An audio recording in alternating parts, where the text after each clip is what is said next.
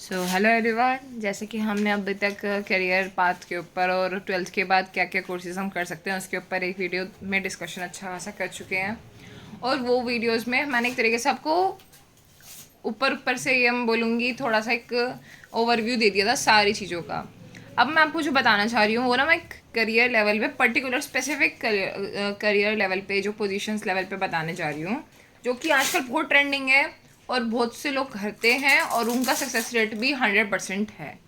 ठीक है, मतलब इतना मिल जाता है अच्छा खासा, मतलब ये सारी जो पोजीशन है अच्छी खासी समझी जाती है। इफ़ अगर हम डेडिकेटली इस करियर पाथ से जुड़ जाते हैं तो आपके सक्सेस रेट 100% है। इसमें ऐसा कुछ नहीं है आपको बहुत ज़्यादा परेशानी या कुछ प्रोफेशनल कोर्सेज या इन सब चीज़ों में आपने मेहनत करनी पड़ेगी, नहीं ऐसा कुछ नहीं है। ठीक है, तो चलो स्टार्ट करते हैं। पहला हमारा है financial planning analysis, FP&A professions. तो इसमें प्रोफेशनल्स में क्या होता है कि FP&A मतलब फाइनेंशियल प्लानिंग और एनालिसिस के लिए कुछ लोग होते हैं, ठीक है, जो कि BCom और MBA करके आप पोजीशंस ये अचीव कर सकते हैं। उसमें आपको करना क्या होता है, बजटिंग करनी होती है, फोकास्टिंग करनी होती है और फाइनेंशियल मॉडलिंग करनी होती है अपनी कंपनीज़ की। मतलब कुछ डेटा दे दिया होता है, उसका बजटिंग फोकास्टिंग सब चीज़ों की एनालिसिस आपको करनी होती है। ठीक है, तो ये कोई भी BCom BBA MBA करे वो बच्चा ये पर्सन कर सकता है। ठीक है, बस उसको पूरी फाइनेंस की नॉलेज होनी चाहिए, उसको नंबर्स देखने आने चाहिए, पूरी उसको एक जो भी विजन होना चाहिए क्लियर होना चाहिए। ठीक है, तो कंपनीज कौन कौन सी है जो FP&A प्रोफेशनल्स को हायर करती है, जनरली जेनपैक डेलॉयट ये सब करती है और इनका पैकेज काफ़ी अच्छा होता है। मतलब ऐसा आप नहीं कह सकते हो कि जस्ट एवरेज वाला पैकेज होगा, नहीं, काफ़ी हैंडसम पैकेजेस FP&A वाला पर्सन एंड इवन एक्सपीरियंस के साथ तो और भी अच्छा कमा सकता है। ठीक है, सेकंड हमारे पास आ जाता है सर्टिफाइड फाइनेंशियल प्लानर। तो ये एक हमारा CFP करके कोर्स होता है, उसकी रिक्वायरमेंट होती है। इसमें क्या होता है कि फाइनेंशियल प्लानिंग के लिए, जैसे आपने देखा भी होगा कि आप सारे अपना पैसा इन्वेस्ट करवाने के लिए, फाइनेंशियल प्लानिंग के लिए, एडवाइस के लिए बहुत सारे फर्म्स में जाते हैं। ठीक है, जनरली ये वाला काम जो है चार्टर्ड अकाउंटेंट्स करते हैं, बट ज़रूरी नहीं, अगर आपके पास चार्टर्ड अकाउंटेंट की डिग्री नहीं है तो भी आप काफ़ी चीज़ों से ही मतलब फ्रीलांसिंग करके सब चीज़ें करके आप अपना अच्छा खासा क्लाइंट बेस अगर आपका हो जाता है तो पैसे कमा सकते हैं। तो इसमें आपको कुछ करना नहीं होता, CFP कोर्स करो, ठीक है, और इसमें आपका वर्क टाइप कैसे होगा, फाइनेंशियल एडवाइसिंग हो गई, इन्वेस्टमेंट्स हो गई, रिटायरमेंट प्लानिंग हो गई।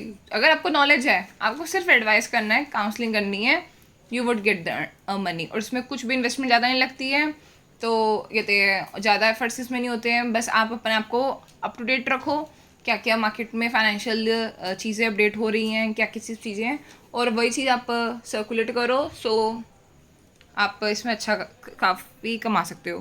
ठीक है, तो वर्क प्लेस इसमें क्या होता है, प्राइवेट क्लाइंट्स हो सकते हैं आपके, या कहते हैं फाइनेंशियल फर्म्स हो सकती हैं। जनरली जो भी है देखा गया है, जो भी CA इंटरमीडिएट होते हैं, या हम बोल सकते हैं जिन्होंने जस्ट CPT क्लियर किया होता है, तो वो जनरली ये इसी में ही आते हैं, CFP में ही आते हैं, वो यही काम कर रहे होते हैं। तो आप भी ये काम कर सकते हो और इनिशियल स्टेज के लिए काफ़ी अच्छा करियर प्लान है।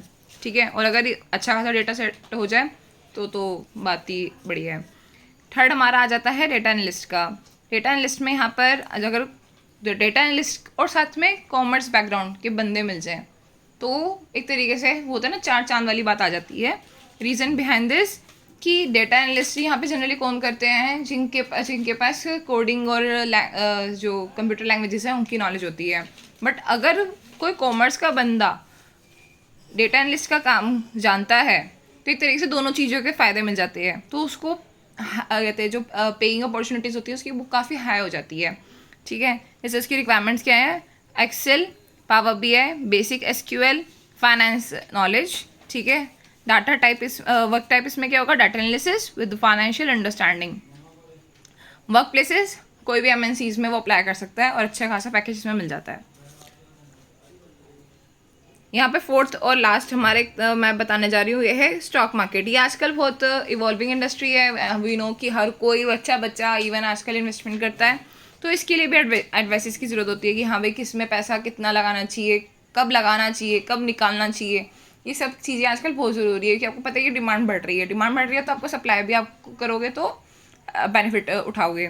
तो सप्लाई के लिए ही ये चीज़ है कि रिक्वायरमेंट इसमें क्या होती है कि आपकी NSE सर्टिफाइड कोर्सेज होते हैं वो आप कर लो, साथ में BCom कर लो और इसी चीज़ के ऊपर प्रैक्टिस करते रहो अबाउट स्टॉक मार्केट को स्टडी करने में प्रैक्टिस कर लो। तो आपका जो वर्क टाइप होगा वो होगा स्टॉक एनालिसिस, और वर्क प्लेसेस में फ्रीलांसिंग और कंपनीज में भी आप काम कर सकते हो। तो ये जो मैंने आपको 4 बताए हैं ना, ये अगर आप अपना मैं तेरे से बताऊँ सेफ फॉर, अगर प्लानिंग जो होती है कि एक होती है ना प्लान बी के लिए जो हमें चाहिए होता है कि प्लान ए अगर फेल हो गया तो प्लान बी के लिए आप ये सारी प्लानिंग्स कर सकते हो। और अगर आपने इसमें डेडिकेशन दिखा दी सो इसकी सक्सेस रेट जो है वो काफ़ी ज़्यादा है, ठीक है, एज़ पर अदर जो कोर्सेज हैं या अदर जो करियर पाथ्स हैं। So stay tuned, keep supporting, thank you so much.